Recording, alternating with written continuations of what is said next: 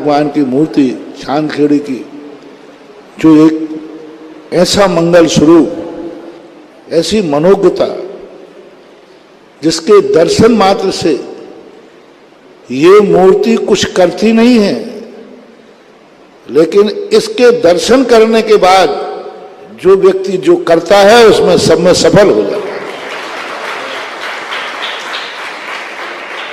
कई प्रकार की शक्तियां होंगी। कई लोग तुम्हारे कार्य को करते हैं साथ में, चलो तुमसे नहीं बनता मैं किए देता हूं, तुमसे कार्य नहीं बनता है चलो मैं तुम्हारे साथ चलता हूं।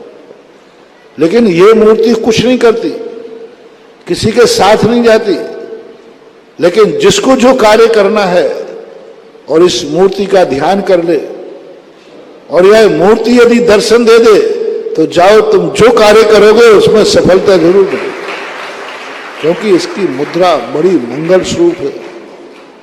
कभी कभी क्या होता है कि व्यक्ति की चेहरा, व्यक्ति की दृष्टि, व्यक्ति का एक ऐसा सौम्य रूप होता है जिसके देखना भी शगुन कहलाता है।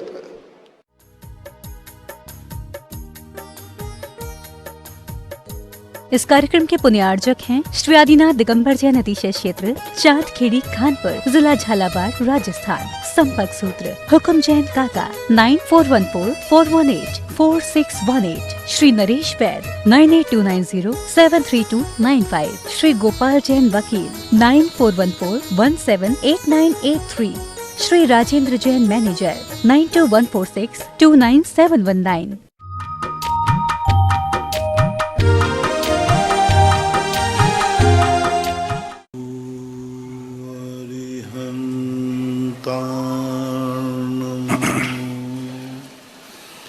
नमो सिद्धार्णं नमो आयर्याणं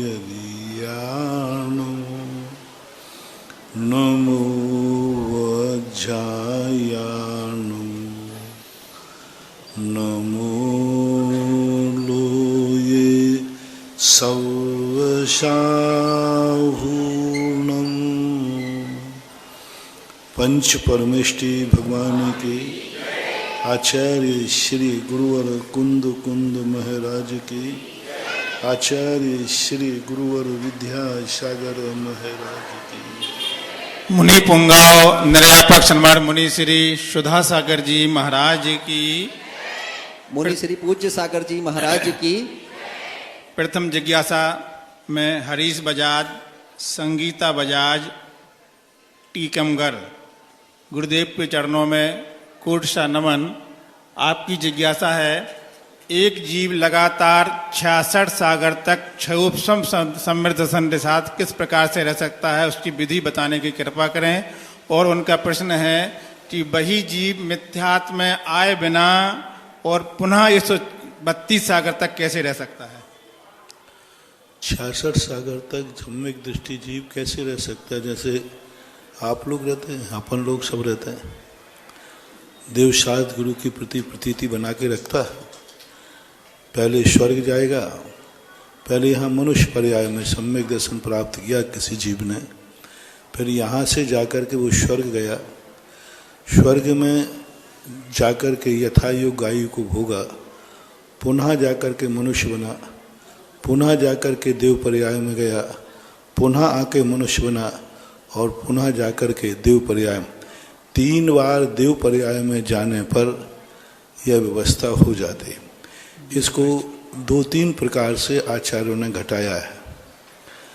22 सागर के लिए भी उन्होंने घटाया कि 22 सागर तक कोई 3 बार सम्यक दृष्टि बना रहे।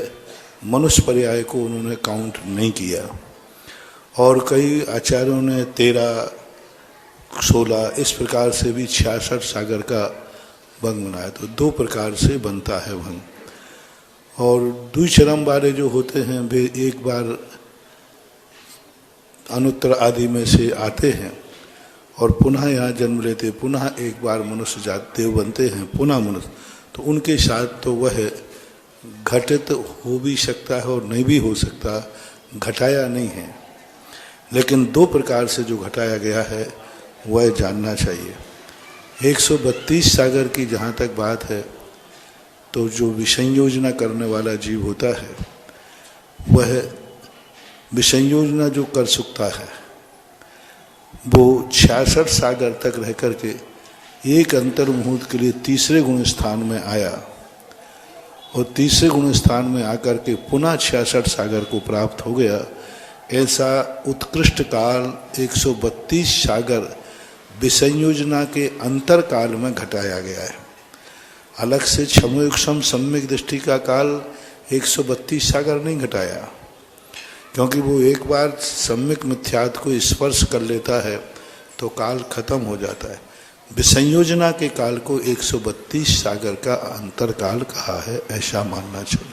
सुनीता जैन सागर, गुरुदेव के चरणों में कोटि नमन। आपकी जिज्ञासा है अणुवृत्तों का पालन कैसे करना चाहिए, क्योंकि छोटी छोटी चीज़ों में हिंसा अणुवृत्तों का पालन कैसे करना चाहिए क्योंकि छोटी छोटी चीज़ों में हिंसा होती है, उसका निरावरण किस उपाय से करें? अणुवृत्तों के कई प्रकार है। प्रारंभिक अणुवृत्त यही है कि हम किसी चीज को संकल्प पूर्वक बिना प्रयोग के किसी जीव का हनन न करें। आपके वो व्यापार में, उद्योग में आदि में जो होती है व्यापारिक हिंसा, आरंभी हिंसा, विरोधी हिंसा, ये हिंसा तुम कर नहीं रहे हो, ये हिंसा हो रही है। हिंसा करना और हिंसा होना, जैसे डॉक्टर ऑपरेशन करता है, मरीज मर जाता है, लेकिन वो हिंसक नहीं है क्योंकि उसने उसको मारा नहीं है, वो मर गया है। ऐसे ही आप लोग अविरत देशवृत्ति जो है जीवों को मारने का भाव नहीं करता है, लेकिन जीव मरते हैं। खेती कर रहा है, खेती में वो मारने का भाव नहीं कर रहा है, लेकिन खेती में जीव मरते हैं, मरेंगे। तो जब किसी जीव को पर्पस मारने के भाव से मारा जाता है तब वो संकल्प हिंसा। इस प्रकार अणुवृत्त धारण करना चाहिए। श्री इच्छा जैन कटनी, मुनिवर के चरणों में कोटि नमन। आपकी जिज्ञासा है कि मैंने मंदिर जी में भगवान के सामने प्रतिदिन 11 बार भक्तांबर जी का पाठ करने का नियम लिया था, लेकिन वो धीरे धीरे मंदिर में नहीं होकर के हम घर में पढ़ने लगे। अब किसी ने कहा इतनी बार थोड़ी पढ़ा जाता है, तो हम मंदिर में आके अब 2 बार मात्र पढ़ते हैं, तो अब हम 11 बार नहीं पढ़ पाते, तो इसका दोष तो नहीं लगेगा हमारे लिए। आप 11 बार का नियम लिया है तो 11 बार पढ़िए, अन्यथा 11 बार के नियम में 2 बार का पुण्य लगेगा, 9 बार का कट जाएगा। सीधी बात, 9 बार का तुमने छोड़ दिया तो। और नियम लेते समय इस पर थोड़ा सा विचार करना चाहिए और जब बने तब करना चाहिए। और आगे इसको लंबे समय, कितने समय तक 11 का लिया था, कितने समय तक 11 बार करेंगे? नहीं, हमेशा जीवन भर के लिए, हमेशा के लिए 11 बार करने का लिया था। तो अब इस प्रकार नियम लेते समय थोड़ा सोचना चाहिए। सरोज जैन ग्वालियर, गुरुदेव के चरणों में कोटि नमन। आपकी जिज्ञासा है चरम शरीरी जीवों की अकाल मृत्यु हो सकती है क्या? चरम शरीर जीवों की अकाल मृत्यु में कोई बाधा नहीं है, होती ही हुई है। चरमोत्तम देह वालों की अकाल मौत नहीं होती, जैसे तीर्थंकर। लेकिन जो अन्न होते हैं चरम शरीरी, उनका तो होता है। सुकौशल चरम शरीरी थे, अकाल विवरण हुआ। पांडव 3 चरम शरीरी थे, अकाल में उनको केवल ज्ञान हुआ। तो 10 दारुण अवसर पूर्वक केवल ज्ञान प्राप्त करते हैं। तो अन्य लोगों की हो सकती है, भली उसी भाव में मोक्ष जा रहे हैं, लेकिन वे अकाल में जा सकते हैं। 100 साल की उम्र लेके आए मान लीजिए, और 50 साल में ऐसा उपसर्ग आ गया, उस समय वो केवल ज्ञान प्राप्त कर सकते हैं, कोई बाधा। एक कौशल जी का है, यहीं क्या प्रश्न है कि महाराज जी मंदिर में कई लोग पुरुष या महिला, पुरुष प्राय कर बहुत जोर जोर से पूजा करते हैं, इससे अन्य पूजा करने वालों को बड़ी बाधा होती है। तो आप या तो अभी या जब पुरुष वर्ग बैठे हैं उनके सामने ये बताने की कृपा करें कि पूजा का बोलने का तरीका कैसा होना। तो उससे जोर से करना शुरू कर दो।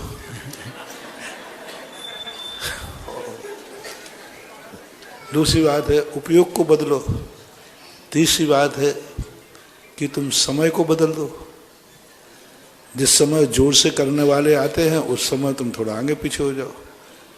चौथी बात है तुम दूसरी वेदी पे चले जाओ, और अंतिम बात है जिस मंदिर में है शांति हो वहां चले जाओ।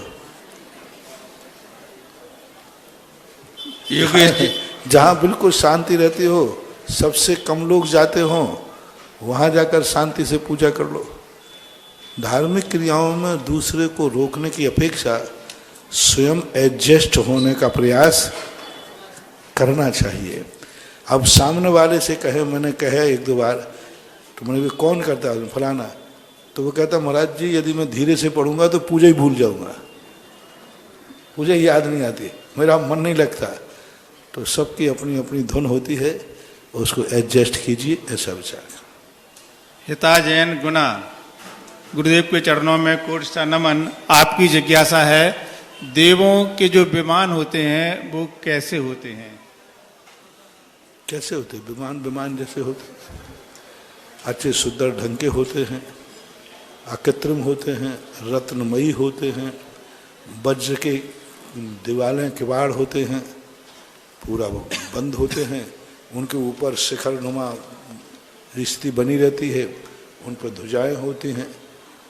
इस प्रकार के उनके विमानों का वर्णन मिलता है, और बहुत बड़े बड़े विमान होते हैं।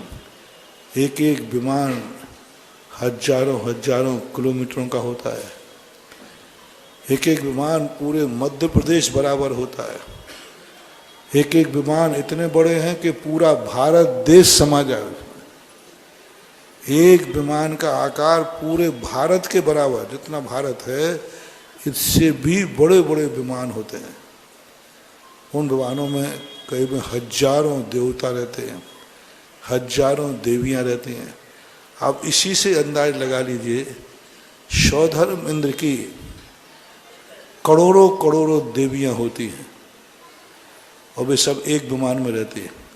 तो अब 1 करोड़ लोगों के लिए कितना बड़ा विमान चाहिए, और अकेला सौधर्म इंद्र ही नहीं है, फिर इंद्र सामान एक और भी जो देव होते हैं उनका परिकर होता है, उसमें सब रहते हैं। तो इस प्रकार का बहुत बड़े बड़े विमान होते हैं, लेकिन बहुत सुंदर अच्छे होते हैं। बाहर उनका कोई बाहर का प्रदूषण वहाँ नहीं जाता। वहाँ पर रहने वाले देवता अपने विमान से अपना हाथ भी बाहर नहीं निकाल सकते, यहाँ तक कि अपनी आँखों से भी विमान के बाहर वो नहीं देख सकते। उनकी इंद्रियों का व्यापार, नेत्रों का व्यापार मात्र विमान के अंदर तक ही रहता है। आप लोग तो फिर भी विमान के द्वारा हवाई जहाज में कांच लगे रहते देखते, देवता बाहर इंद्रियों का प्रसार नहीं, वो बाहर झांक नहीं सकते, उनमें किवाड़ नहीं होते हैं।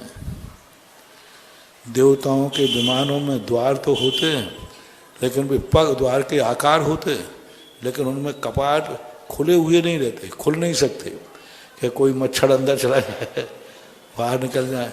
वो जो बाहर आते हैं विक्रिया से आते हैं, मूल शरीर उनका वहीं उत्पन्न होता है और वहीं पर उनका मरण हो जाता है। उत्तर शरीर से वो बाहर आते हैं। अब जब वो मूल शरीर एक स्थान का प्रसंग मिलता है कि दूसरे दुर्ग से जब देवी को मूल शरीर से ले जाते हैं, उसको वो विमान में कैसे प्रवेश कराते हैं? देवता तो विक्रिया से आया है लेने के लिए, तो उसका तो कोई विकल्प नहीं है, लेकिन देवी जो दूसरे स्वर्ग से गई है वो तो मूल शरीर के साथ गई है। तो उसके प्रवेश की स्थिति क्या बनती है, इसके संबंध में आगम में कोई कथन नहीं मिल रहा है। बस एक प्रसंग में ही थोड़ा सा विकल्प है कि उस मूल शरीर को विमान में कहाँ से कैसे प्रवेश कराते हैं, उसके द्वार कहाँ होते हैं, इसका उल्लेख कहीं मिला नहीं। योगेश जैन, दंगी दहर बंडा, गुरुदेव के चरणों में कोटि सा नमन। आपकी जिज्ञासा है कि भगवान जी की फोटो न्यूज़पेपर में लगाना क्या सही है, क्योंकि पेपर में देने से वो पेपर रद्द जाते हैं, फेंके जाते हैं, तो भगवान का अपना होता है, फोटो लगाना चाहिए नहीं? देखो, इन सब पे सोचोगे ना तुम इतने पीछे हो जाओगे कि तुम्हें कोई पूछने वाला नहीं रहेगा। इन सब चीज़ों पर विचार नहीं किया जाता। मैं आपसे पूछता हूँ कि जब मूर्ति बन जाती है और प्रतिष्ठा नहीं हुई है तो वो जमीन में रखते हो कि नहीं? हेलो, और कोई भी छू सकता है कि नहीं? कुछ भी हो सकता है, क्योंकि अभी प्राण प्रतिष्ठा नहीं हुई। तो पेपर आदि में जो फोटो हैं ये प्रतिष्ठित नहीं है, अप्रतिष्ठित है। हाँ, अपन को चला करके अपमान करना नहीं है, और जो नेचुरल रूप से अपमान हो रहा है उसका कोई दोष नहीं। अब जितने बैनर बनाते हो उसमें महाराज की फोटो को बैनर में छापते हो, फ्लैक्स बनाते ना, फ्लैग, अब उतारने के बाद कहाँ फेंकते हो? और महाराज जी वो डरे अब बच्चा कोई कहते है कि महाराज जी और उल्टा सीधा भी होता है कि नहीं? उल्टा भी पड़ा है, नीचे भी पड़ा है, जमीन में भी पड़ा है। तो अब इन सब चीजों पर विचार नहीं किया जाता, क्योंकि वो छाया है, प्रतिष्ठा नहीं है। यदि इन सब चीजों पर विचार करोगे तो फिर तुम कुछ भी कार्य कर ही नहीं सकते हो। इसलिए इसमें कोई ऐसा महान दोष नहीं है। सचिन जैन, इंदौर। गुरुदेव के चरणों में कोटि सा नमन। आपकी जिज्ञासा है कि कोई व्यक्ति नवीन मंदिर के निर्माण में द्वेष पूर्वक विघ्न डालता है तो उसको क्या दोष लगेगा, उसकी भावी प्रयाग क्या होगी? अब उसका तो कोई अंत नहीं, निदत्त निकाचित कर्म बनेंगे, धर्म से तो वंचित हो गई। ऐसा कर्म बंद होगा कि उसको खुद को रहने का उसके पास मकान भी नहीं बचेगा। 22 मिनट के लिए अंजना ने विघ्न डाला था, उसको 22 वर्ष तक भोगना पड़ा।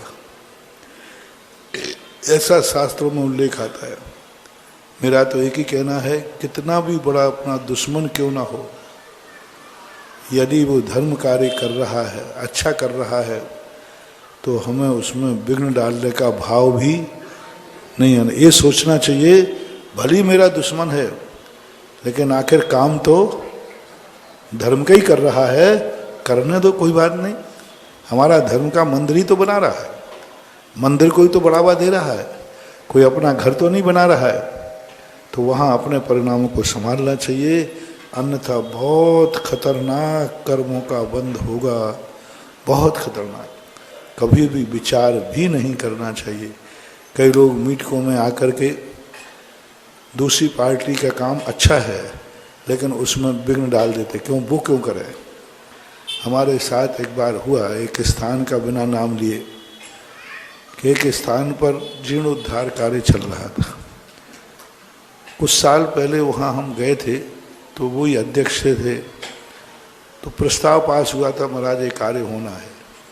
किसी कारण हमारा बिहार हो गया, नहीं हो पाया। द्वारा वो चुनाव हार गया, नहीं चुनाव में नहीं, दूसरा खड़ा था। फिर कहे तो उस समय कार्य करने की अनुकूलता बन गई, और मंदिर में कार्य चल रहा था, मूर्ति का कार्य हो रहा था, और वो जाकर के कलेक्टर एसपी के पास पहुंच गए। महाराज जो उनसे एसपी कहा, साहब किसी प्रकार रुको, मंदिर ध्वस्त हो रहा है। क्या हो रहा है? ध्वस्त हो रहा है, मूर्तियां भी ध्वस्त हो रही हैं।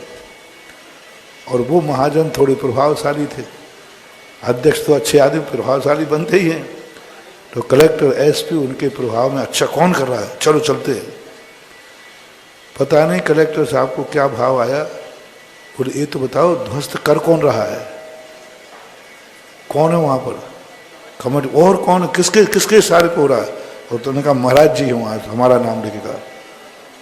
कलेक्टर ने ऑर्डर दे दी था, मैं पुलिस की गाड़ी तैयार हो गई थी रोकने के लिए।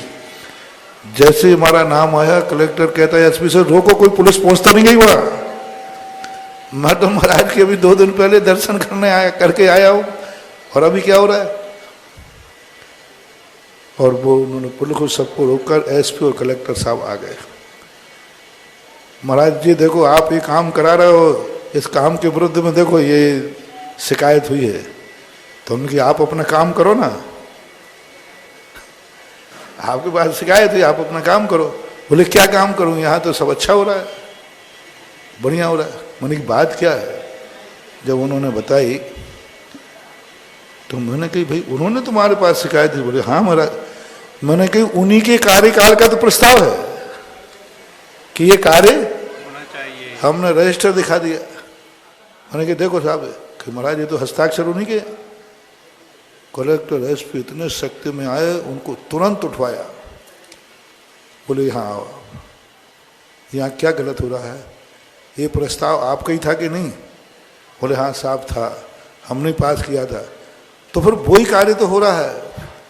बोले सवाल कार्य का नहीं है, सवाल जो कर रहा है ना वो हमारे विरुद्ध में नगर पालिका के पार्षद के चुनाव में विरुद्ध में खड़ा हुआ था। अब बोलो कहाँ की कसाय? कलेक्टर ने कहा उनको तो अरेस्ट बाद में करूंगा, पहले मैं आपको अरेस्ट करता हूं। आप ऐसी अशांति पर। अब बोलो भाई कितनी बड़ी कसाय है। नगर पालिका के पार्षद के चुनाव के विरुद्ध में खड़ा हुआ, इसलिए हमारी इनसे टक्कर है। अब वो कसाय कहाँ बजा रहे हैं? मत करो रे भैया, ऐसा मत करो, बहुत गलत कर्मों का बंद होता है। धर्म कार्य में कितनी भी दुनिया के एक स्थान है दुश्मनी भजाने को।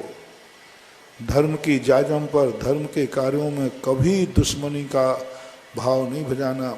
अब रहा है तो कहो भगवान कोई बात नहीं, कर ही तो रहा है, ऐसे परिणाम होना चाहिए।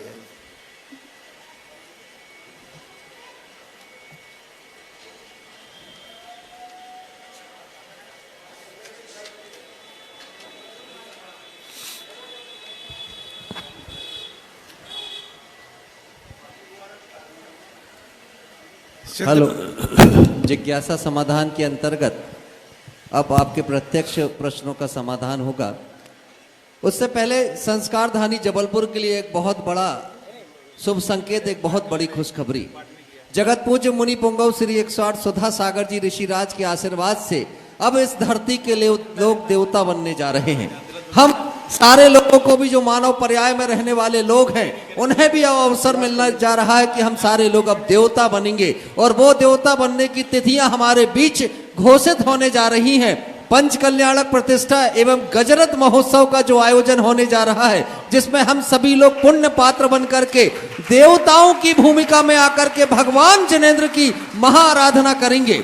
आप सभी को जानकारी होगी कि पंच कल्याणक प्रतिष्ठा महोत्सव के लिए तिथियां घोषित हुई हैं। 3 मई से लेकर के 8 मई तक पंच कल्याणक प्रतिष्ठा महोत्सव आयोजित होने जा रहा है। अब धरती के कौन कौन वो लोग होंगे जो देवता बनकर के भगवान जिनेंद्र की महाआराधना करेंगे, उसके लिए 24 तारीख की तिथि तय की गई है। 24 अप्रैल की तिथि होगी, दिन रविवार होगा।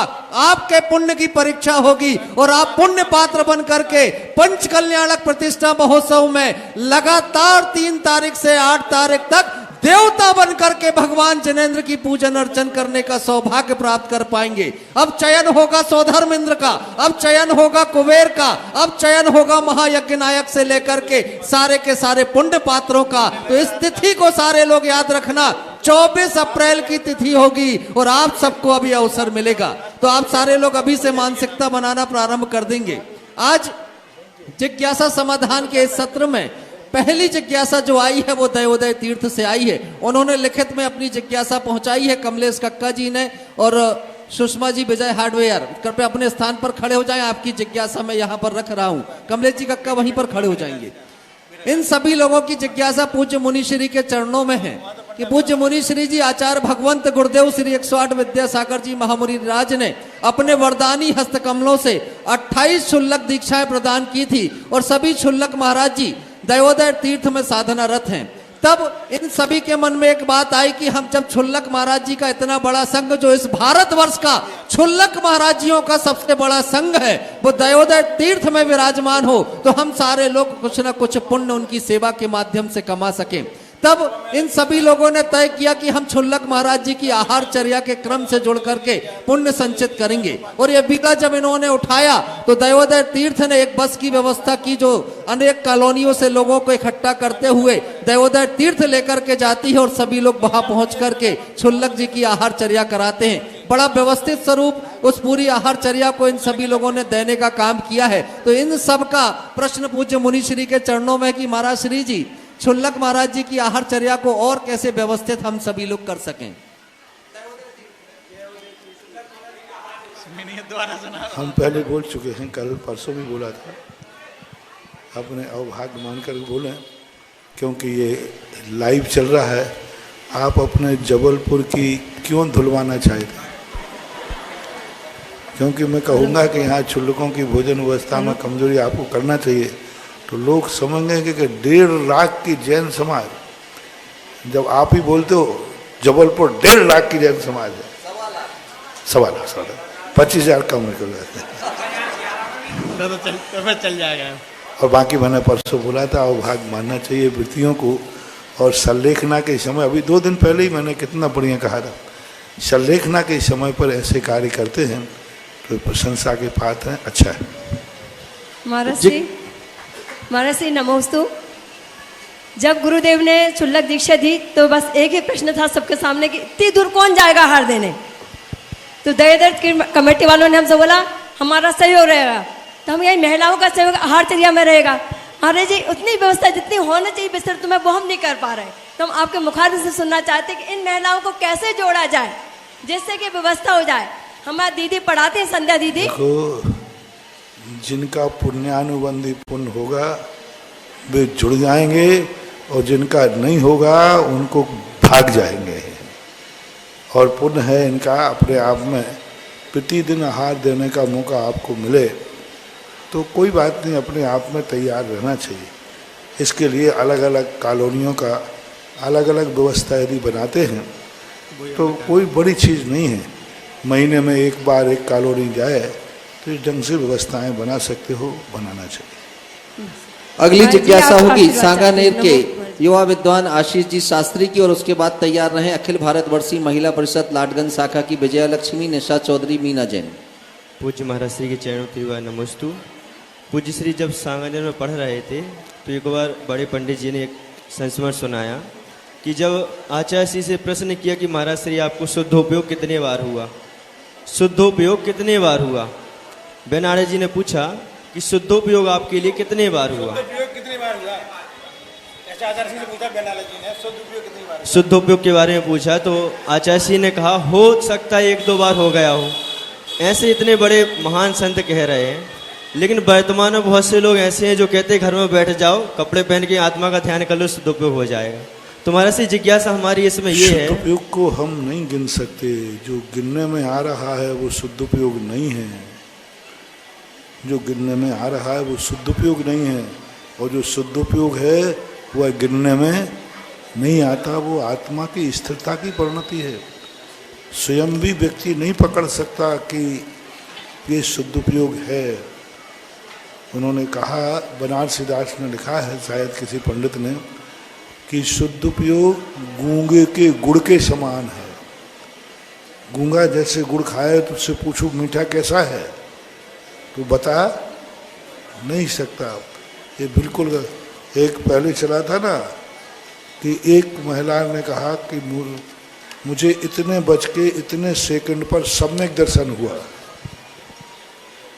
तो भाई तुम्हें सम्यक दर्शन हो रहा था कि घड़ी देख रहे थे? सम्यक दर्शन हो रहा था कि घड़ी देख रहे थे? दूसरे को तो पता है नहीं। तो ये सारी बातें ऐसी हो जाती हैं कि जो पूछना भी नहीं चाहिए और ऐसी चर्चाएं कभी कथन नहीं। रही बात वस्त्रधारी को, तो आकाश के तारे जमीन पे आ सकते हैं, आकाश के तारे जमीन पर आ सकते हैं, सूर्य पश्चिम से उग सकता है, लेकिन परिग्रह का एक धागा भी है, उसे सदुपयोग और आत्मानुभूति नहीं हो सकती। और ना ही किसी आगम में, शास्त्र में मूल आचार्यों ने कहा है। पंडितों की बातें मैं कह नहीं सकता, मूल आचार्य परंपरा ने, मैं इतने सालों से कह रहा हूँ कि कोई भी व्यक्ति कहीं भी ये बता दे कि ग्रस्त को शुद्ध उपयोग होता है किसी आचार्य की वाणी में, बल्कि शुद्ध उपयोग मुनि दशा में प्रकट होता है। ऐसे उदाहरण सुविदित पयत सुक्तो संजम तब संजदो विगत रागो श्रवणो शुद्ध उपयोगो। कुंद कुंद भगवान ने कहा है, सुविदित पयत सुक्तो संजमो विगत रागो, संयमी हो, राग से रहित हो, वो व्यक्ति शुद्ध उपयोगी कहलाता है, ऐसा मानना चाहिए। अगली जिज्ञासा अखिल भारतवर्षीय महिला परिषद लाडगंज शाखा से विजय लक्ष्मी, निशा चौधरी, मीना जैन। आप एक जिज्ञासा रखेंगे और उसके बाद तैयार रहें engineer Chandra Kumar ji Indore. Hello hello. Shasanoday तीर्थ क्षेत्र के आदिनाथ भगवान की जय। जय बोलो मुनीष पुंगव 108 निर्यापक समण श्री सुधा सागर जी महाराज की जय। पूज्य मुनि पूज्य सागर जी महाराज की जय। सीधे सीधे जिज्ञासा। कोटिवार नमोस्तु। देखिए जिज्ञासा रखेंगे आप सभी सीधे। मेरी शंका यह है महाराज जी कि कहते हैं कि कर्म के क्षेत्र में सारा मतलब कर्म कर्ता का खेल होता है और यहाँ पे कहते हैं कि सारा खेल भावों का होता है। कर्ता कर्म और भाव में प्रधान कौन है? कर्म हमारे लिए भोजन के समान है। कर्म से भोजन मिला है, लेकिन हमें किस रुचि से खाना है ये हमारा भाव है। भोजन तो कर्म के उदय से मिलेगा, लेकिन अब उसको रुचिपूर्वक खाना है, अरुचिपूर्वक खाना है, शौक से खाना है, मजबूरी में खाना है, किस भावों से मैं खाऊंगा? वो जो हमारा भाव है, किस भाव से हम खाएंगे, वो हमारा स्वयं का भाव है, वो कर्म का भाव नहीं।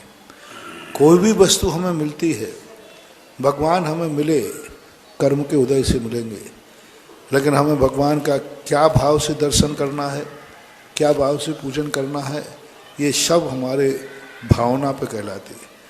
कोई भी वस्तु हमें जब मिलती है, जैसे रुपया आपको मिला, ये पुण्य कर्म से मिलेगा, लेकिन रुपये का उपयोग क्या करना है, ये कर्म नहीं है, ये क्या है? अपना भाव। रुपया है आपके पास, कर्म से ही मिलेगा। यदि कर्म की किस्मत में नहीं तो रुपया नहीं मिलेगा। लेकिन अब रुपये का क्या उपयोग करूं?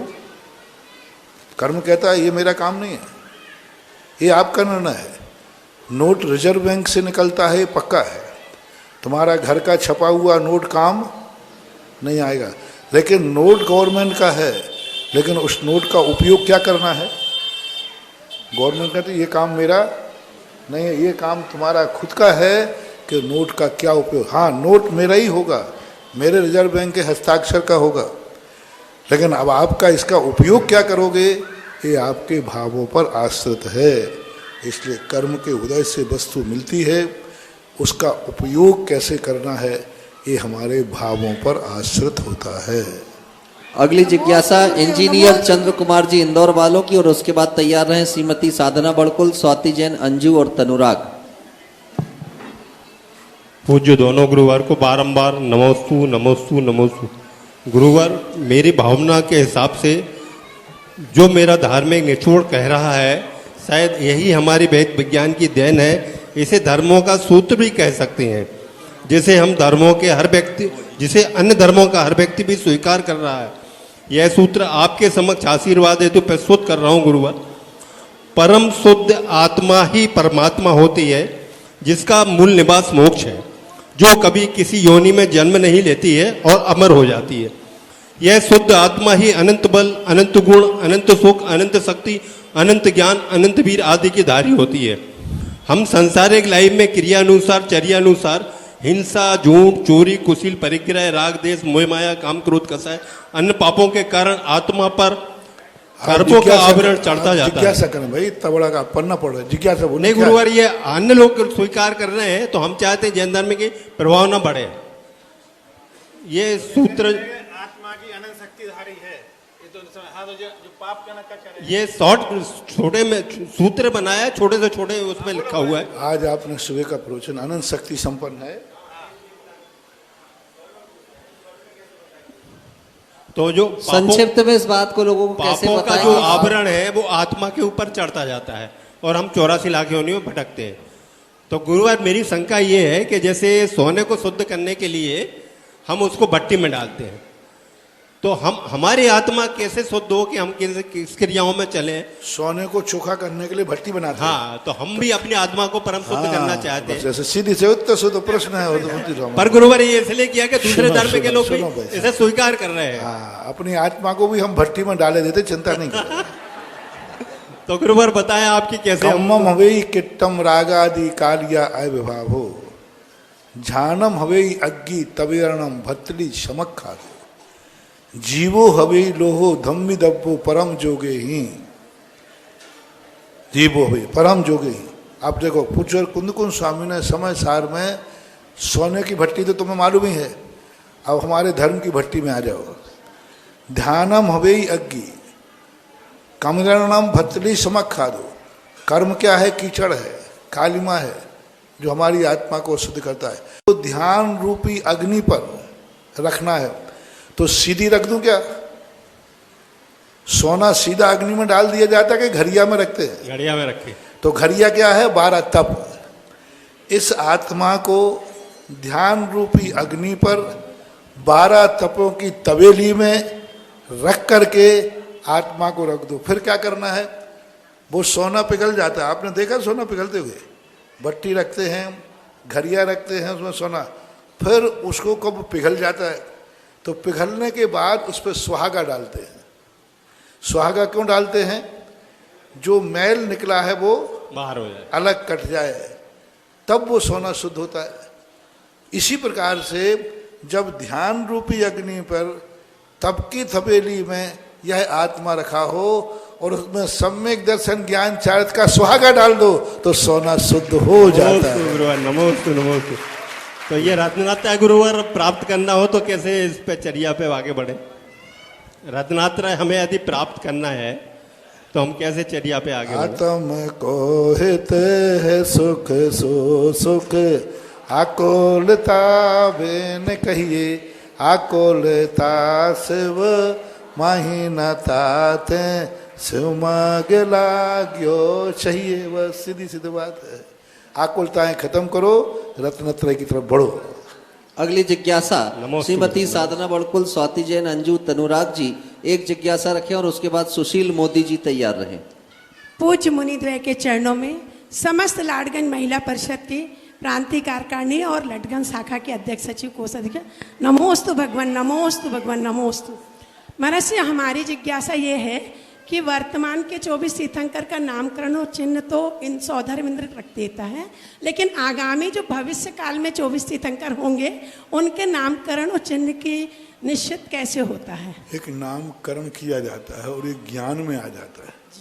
सर्वज्ञ भगवान के ज्ञान में तीनों कालों की त्रिकाल पर्यायें हस्ता मलकवत, हाथ पर रखे हुए आंवले के समान उनके ज्ञान में तीनों काल झलकते हैं। जाने एक ही काल प्रगट केवली भगवंता, वो जानते हैं सकल गे ज्ञायक तदपि निजानंद रसनेन सो जनेन्द्र जयवंत ऋत हरि रज रहस्य भेन।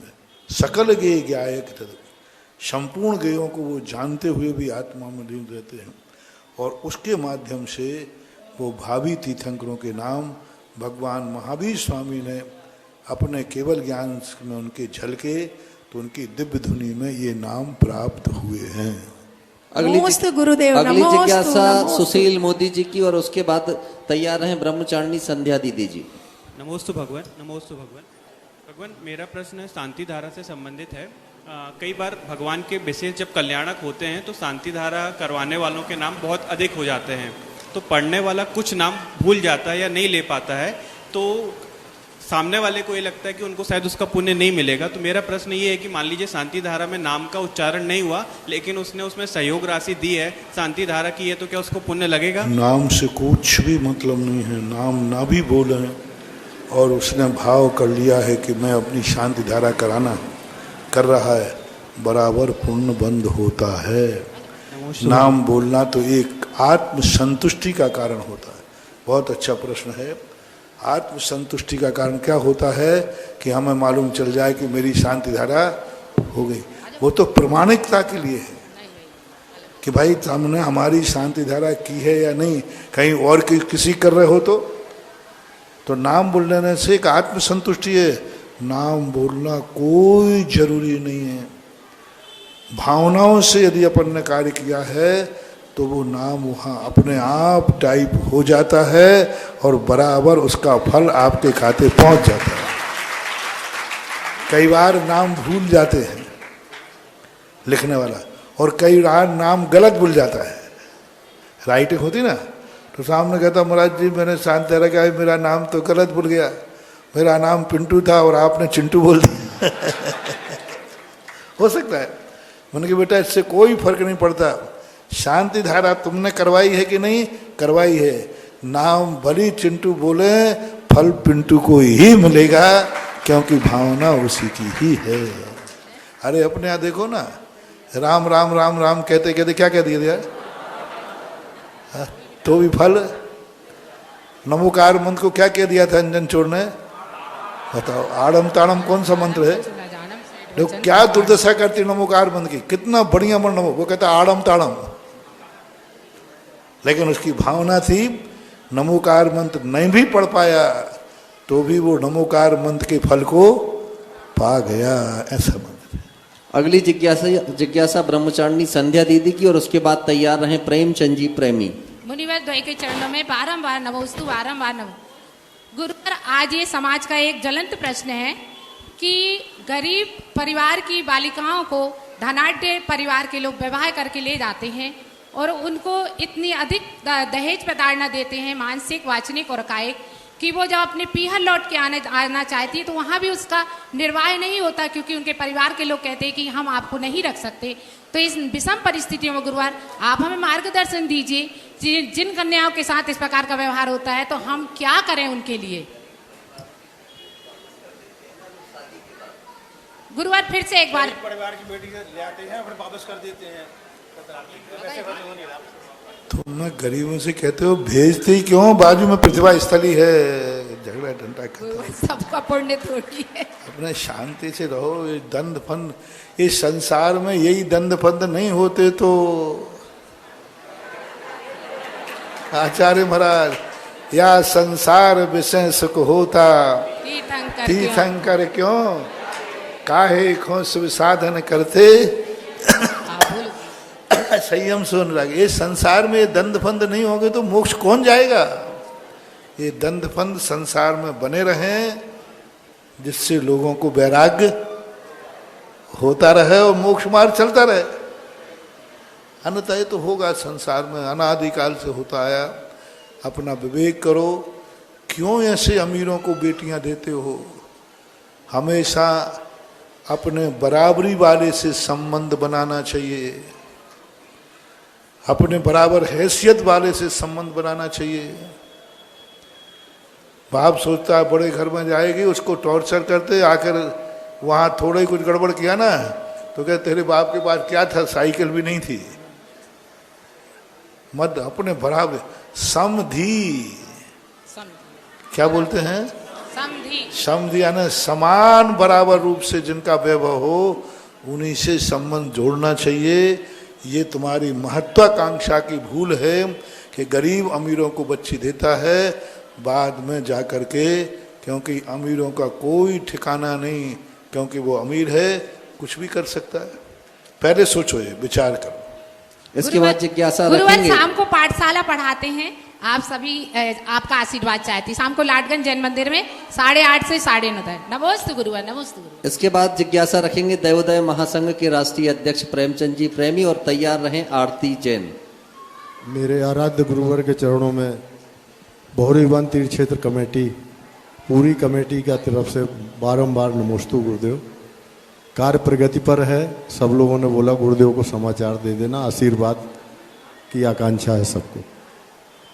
गुरुदेव, प्रश्न ये है कि स्वाभिमान कभी गिरने नहीं देता और अभिमान कभी उठने नहीं देता, और स्वाभिमान अभिमान में जब परिवर्तित हो जाता है तो पता ही नहीं चलता कब पर अभिमान में परिवर्तित हो गया। ऐसी स्थिति में मार्गदर्शन दें, क्या किया जाए। लोग स्वाभिमान को समझ नहीं पा रहे हैं। स्वाभिमानी व्यक्ति सबसे ज्यादा विनम्रशील होगा, सबसे ज्यादा विनम्र। स्वाभिमानी व्यक्ति गलती नहीं होने पर अपनी गलती स्वीकार करेगा। स्वाभिमानी व्यक्ति अपने ऊपर सब ले लेता, उपादान प्रधानी होता है और सबके सामने हाथ जोड़ने को तैयार होता है। गलती नहीं है तो भी कहता भैया चलो ठीक, सब गलती मेरी है, आप शांत हो जाओ, सब गलती मेरी है। सब ये स्वाभिमान। स्वाभिमानी व्यक्ति विनयशील होता है, और अभिमानी व्यक्ति कहता है मैं क्यों झुकूं, मेरा भी कोई स्वाभिमान है। वो स्वाभिमान नहीं है, अभिमान है। स्वाभिमान हो तो वो तो तुरंत झुक जाएगा, बोले क्या फर्क पड़ता है, मेरे झुकने से यदि एक सामने वाले की कसाई खत्म होती है तो मैं झुकने को तैयार हूं, क्या फर्क पड़ता है, हमें कौन सा हमारा नुकसान हो जाएगा, लेकिन कसाई तो खत्म हो जाएगी। ये स्वाभिमानी का स्वाभिमान जब आत्मा में प्रकट हो जाए तो वो एक ही देखता, मेरा सामने वाले का धर्म खत्म नहीं होना चाहिए, धर्म जैसे बने सुरक्षा करना चाहिए, उसका स्व अभिमान, स्वाभिमान, यानी अपने पे अभिमान करो कि देखो मेरी गलती ना हो करके भी मैंने क्षमा मांगी। बोलो इसमें अभिमान, थोड़ा स्वाभिमान आएगा कि नहीं? गलती होने पर क्षमा मांगी तो आत्मा में खुशी नहीं हुई, गलती तो थी, और गलती नहीं होने पर क्षमा मांगे, बोलो बाद में कैसा लगता है अंदर से, यानी मेरी गलती नहीं थी फिर भी मैंने क्षमा मांगी, एक अंदर से आत्मा जागती है, ऐसा।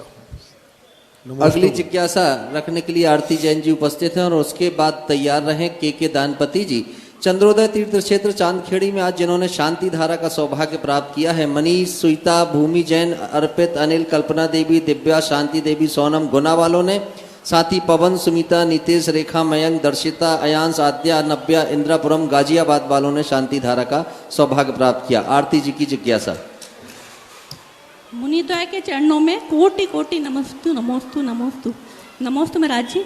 महाराज जी, मेरी ये शंका थी कि हम प्रतिक्रमण तो करते हैं, पर प्रतिक्रमण से किस हद तक पापों से मुक्ति मिलती है, क्योंकि बिना देखे चलना और जो जीव हमें दिखाई नहीं देते, अदृश्य हैं, या जिनकी चीखें सुनाई नहीं देती, वे जीव जैसे वनस्पति कायक, जल कायक, अग्नि कायक, ये सब की विराधना बहुत ज़्यादा लोग करते हैं और उनको समझ में नहीं आता कि हमसे इतनी बड़ी गलती हो रही है, क्योंकि नल बहता रहता है, पानी बहता है। प्रश्न क्या है? प्रश्न क्या ये था कि मतलब थोड़ा सा उनको जागरूक करें आप कि सभी लोग छोटे जीव जो दिखाई नहीं देते, जिनकी चीखें सुनाई नहीं देती, जैसे पंखा बेकार चलता रहता है मंदिरों में।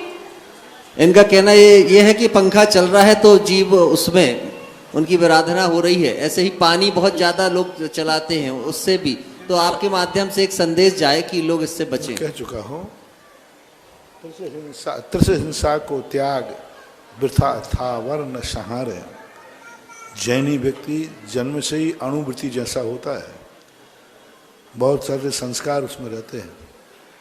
पंखे का उपयोग करना और पंखा व्यर्थ में चलाना बहुत बड़ी हानि। देखो मैं बता देता हूँ, एक व्यक्ति ने एक कुएं भर पानी खाली कर दिया, खेत में डाल दिया।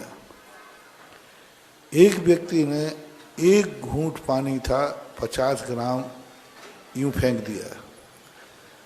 जैन दर्शन के कैमरे में आया, ये पापी है, इसको दंडित करो, प्रायश्चित करो। तुमने एक घूंट पानी क्यों फेंका? उसमें कचरा था क्या?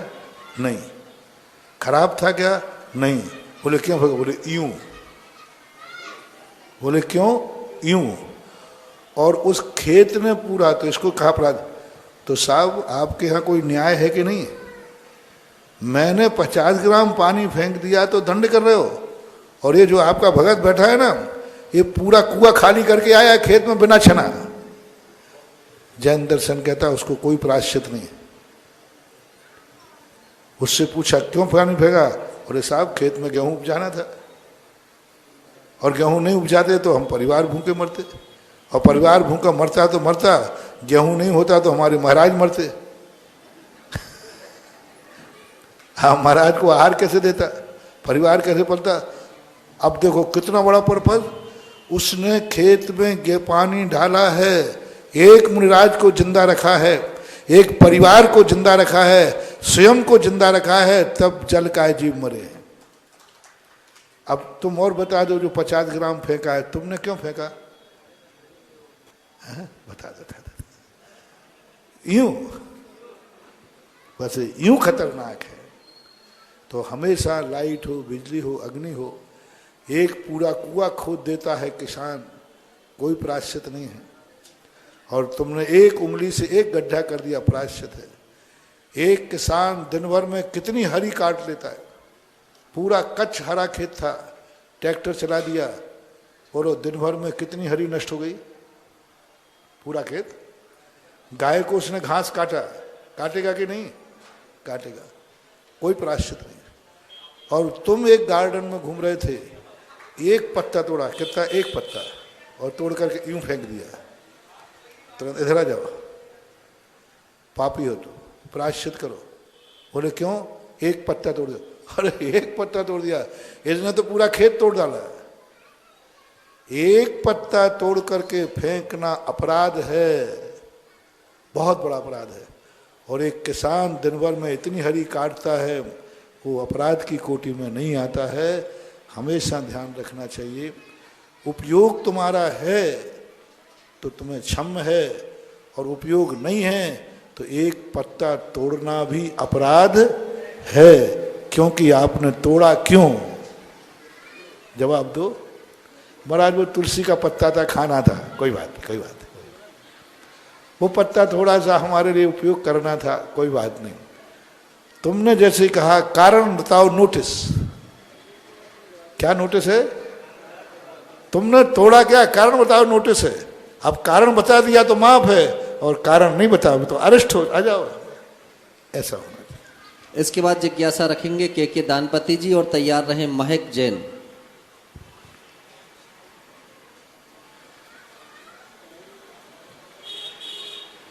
महक जैन भी अपने स्थान पर खड़े हो जाएं। हे धरा के चारित्र चक्रवर्ती आचार्य श्री विद्यासागर जी से दीक्षित निर्यापक श्रवण सुधा सागर जी, पूज्य सागर जी, आपकी जय हो, जय हो, जय हो। हे ऋषिराज, आपने जब से हनुमान ताल, जिन्हें आज वर्तमान में शासनोदय तीर्थ क्षेत्र हनुमान ताल के नाम से हम जान रहे हैं, कि विगत 11 वर्षों से मैं प्रतिदिन रात्रि में कम से कम एक पाठ संस्कृत में आवश्यक रूप से करता हूँ, और अभी क्षेत्र से दूर होने के कारण लगभग 95% समय दे पा रहा हूँ। जितने भी लोग मंच पर ध्वनि विस्तारक यंत्र से वहाँ पर पाठ करते हैं, उनमें मुझे आपके आशीर्वाद से शुद्धता की विशुद्धता प्राप्त है। जिज्ञासा जिज्ञासा जिज्ञासा करें, जिज्ञासा रखें, जिज्ञासा रख रहा हूँ। और जो हमें ताल दे रहे हैं अजैन भाई किशोर जी, वे भी हिंदुस्तान में जितने भी वाद्य अभी भक्तांबर में पाठ हुए हैं, उनमें सबसे विशुद्ध ताल देते हैं वो। उनकी जितनी भी विधाएं हैं, भैया आप जिज्ञासा बोले, आप पूछना क्या चाहिए। हे प्रभु, मेरी जिज्ञासा है कि व्यक्ति को सामान्य वस्त्रों में क्या धूली और अष्ट द्रव्य से पूजा करना चाहिए, जैसा कि कुछ तो महिलाएं करती हैं। और आज ही मैंने स्वर्ण मंदिर लाड़गंज में देखा कि एक व्यक्ति पैंट शर्ट पहनकर वेदी के ऊपर, ठीक है, मैं संभाल लेता हूँ आपके प्रश्न को। नहीं करना चाहिए। धुली हुई द्रव्य के हमारे यहाँ जो पोशाक है, धोती दुपट्टा पे ही होना चाहिए। पैंट शर्ट पर यदि वो कर रहा है तो बहुत बड़ी गलती कर रहा है। वो सूखी द्रव्य से करे, मुझे आपत्ति नहीं। कई लोग तो आज पूजा भी बफर सिस्टम से करने लगे, हाथ में थाली ले लेते हैं, हाथ में ओम ह्रीम जन बिना सुनाए, गलत हो रहा है। धोती दुपट्टा के अलावा कुर्ता पजामा अन्य ड्रेस पर धुली हुई द्रव्य से पूजन करना ये सभ्यता के विपरीत है, ऐसा नहीं करना चाहिए। कर रहा है सदोष है, और मंदिर की भी शुद्धि उससे नष्ट होती है।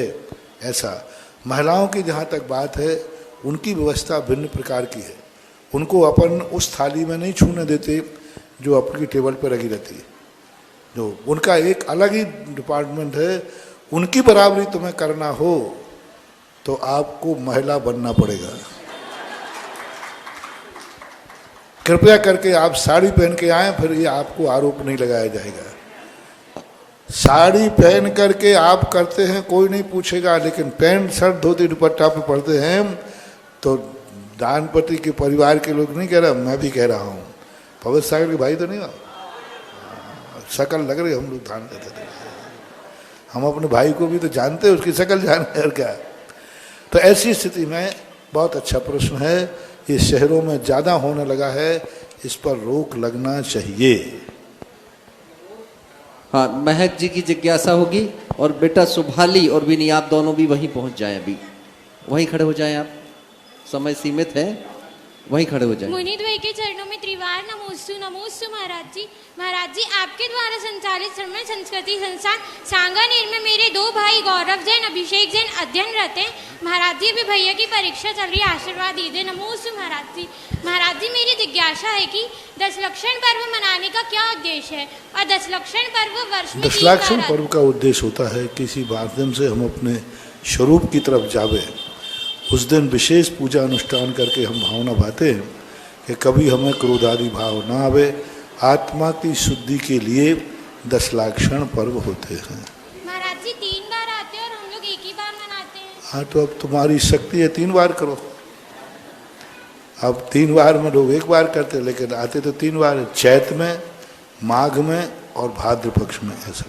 चलिए, चूंकि समय हो चुका है, जिज्ञासा समाधान के सत्र को यहाँ विराम देंगे। अब आरती करने वाले पात्र का हम चयन करेंगे। कौन होगा वो सौभाग्यशाली जिसे आज पूज्य मुनीश्री की आरती करने का सौभाग्य प्राप्त होगा?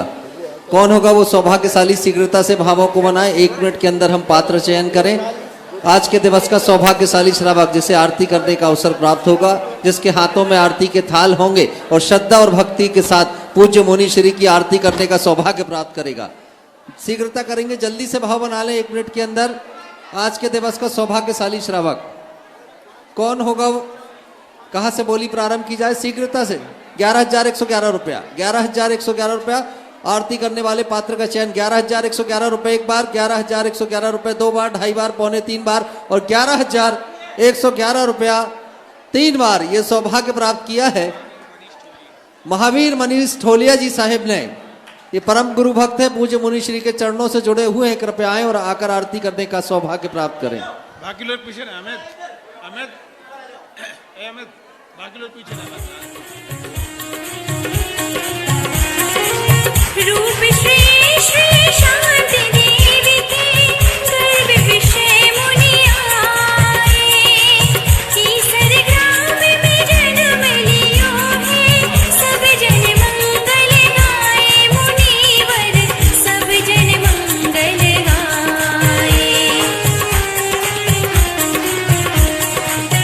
ना रागी की ना द्वेषी की ले आत्म ज्योति जगाए,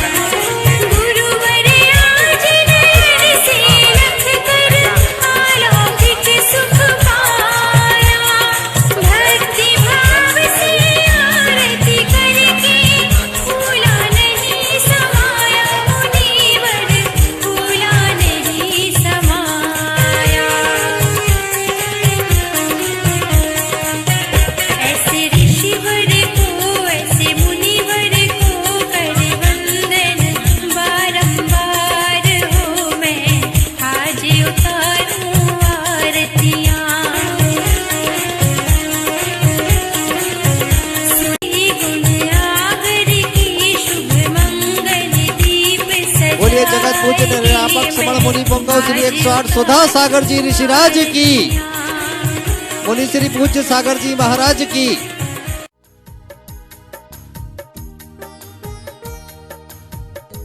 इस कार्यक्रम के पुण्यार्जक थे श्री आदिनाथ दिगंबर जैन अतिशय क्षेत्र चांद खेड़ी खानपुर, जिला झालावाड़, राजस्थान। संपर्क सूत्र हुक्म जैन काका 9414418418। श्री नरेश बैद 9829073295। श्री गोपाल जैन वकील 9414178983। श्री राजेंद्र जैन मैनेजर 92146297119।